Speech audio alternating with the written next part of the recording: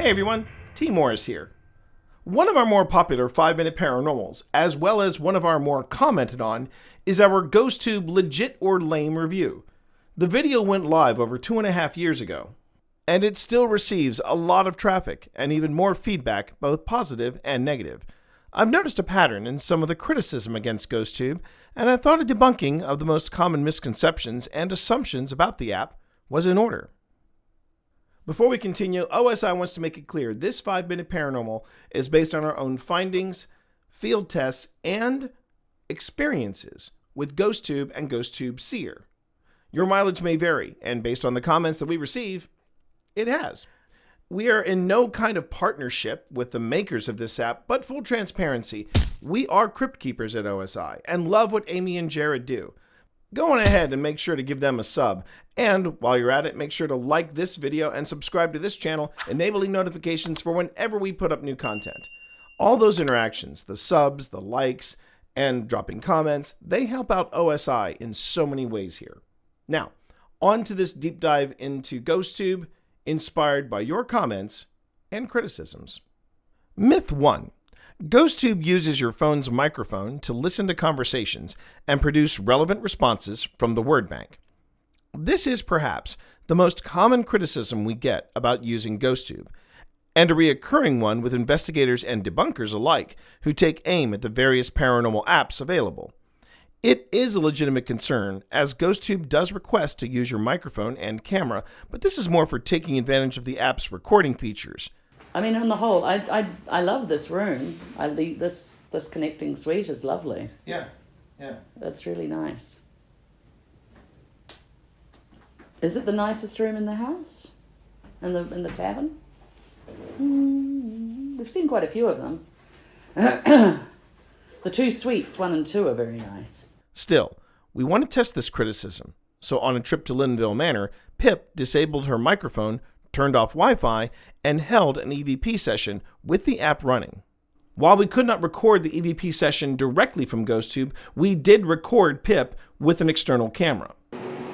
I think I've been visited by one of my relatives called Ruth.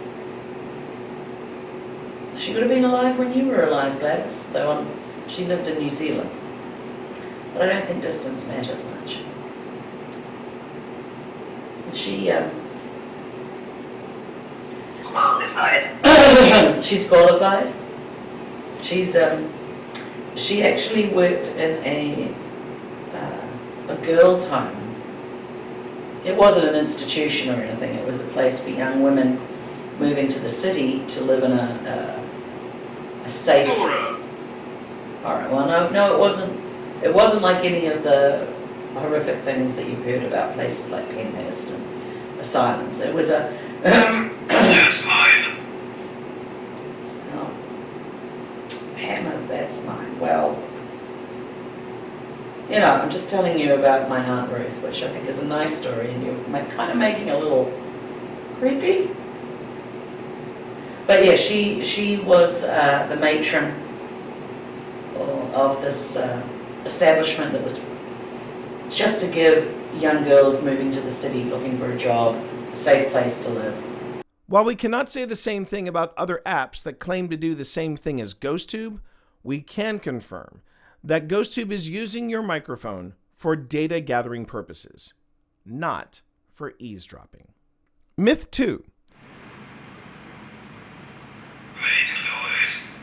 GhostTube spits out random words even if no one is talking. This criticism is true.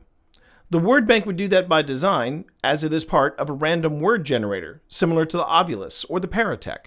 We have talked before about ITC, or Instrumental Transcommunication, where words are randomly generated by devices, the prevailing theory that spirits, being comprised of energy, are able to manipulate devices, such as the earlier mentioned Ovilus, a spirit box, and now apps like GhostTube Vox or the PC-driven Phasma Box, to produce a relevant response. So yes, even if no one is talking, these ITC devices will still produce words and phrases. That's how ITC works. Sometimes it's just noise, sometimes it's something more.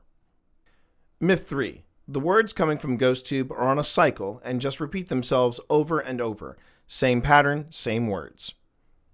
We have heard this claim several times, and in the nearly 3 years OSI has used the GhostTube app, we have heard repeat phrases, yes, but words and phrases following the same sequence, same order? Never. In some locations, GhostTube has remained quiet.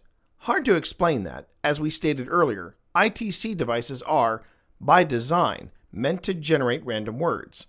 Again, this is OSI's own experience with GhostTube, and as we have never recorded or detected any repeating pattern of words or phrases from location to location, we can't give this criticism any kind of credence. Myth 4. GhostTube Seer is useless in the field as it is completely subjective. What is really interesting about Seer is how it uses generative AI to create an image without revealing the phrase or word associated with it.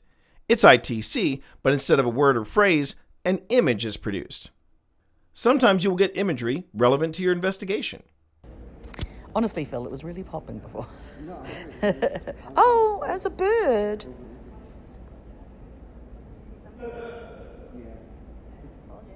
Like I keep seeing these little figures pop up. Bad.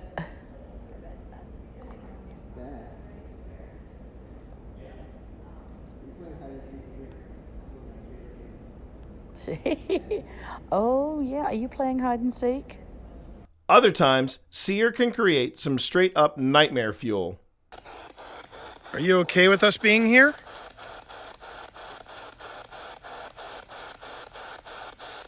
Jeez.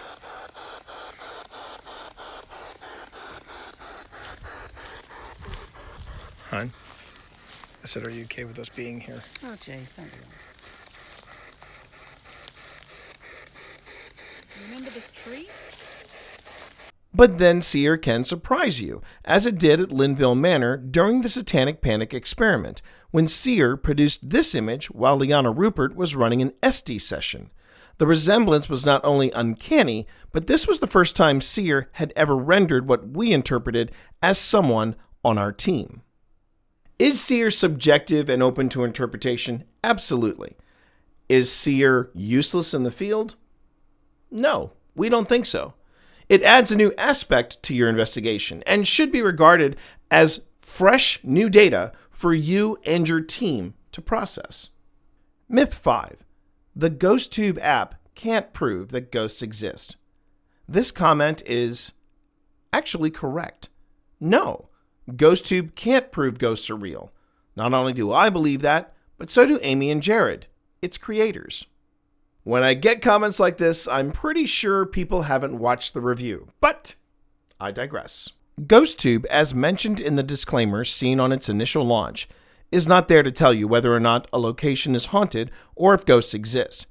GhostTube is another tool offered in paranormal study, collecting data alongside other devices, like a REM pod, a Flux 2, or a Solace. Based on the data collected between devices and based on the history of a location, you try and deduce what is happening there. And it may not be paranormal. The narratives built around data collected should be navigated carefully, as false narratives can often lead to shoddy, sloppy, and disrespectful conclusions. So no, GhostTube is not going to tell you a ghost is in your closet or this place is haunted. It will offer up data along with your other devices and help you determine what may be occurring at a location. There are plenty of paranormal apps out there, some free, some a one-time fee, and then there's the GhostTube suite. At OSI, we love our tech gadgets, but we also remain highly skeptical of the apps on the market, save for GhostTube. This is a suite of apps designed by paranormal investigators for paranormal investigators, and continues to produce truly compelling results in the field. As stated earlier, the GhostTube apps shouldn't be used without other devices to corroborate against, and shouldn't be taken as gospel of paranormal proof. GhostTube is just one more tool in your arsenal helping you on an investigation, not investigating for you. Thanks for watching. We hope you enjoyed this deep dive follow-up to GhostTube. If you've got thoughts on this, or if there's a topic you'd like to see us cover, drop it in the comments. We'd love to hear from you. From all of us here at OSI, take care, stay safe, and we'll see you in the field.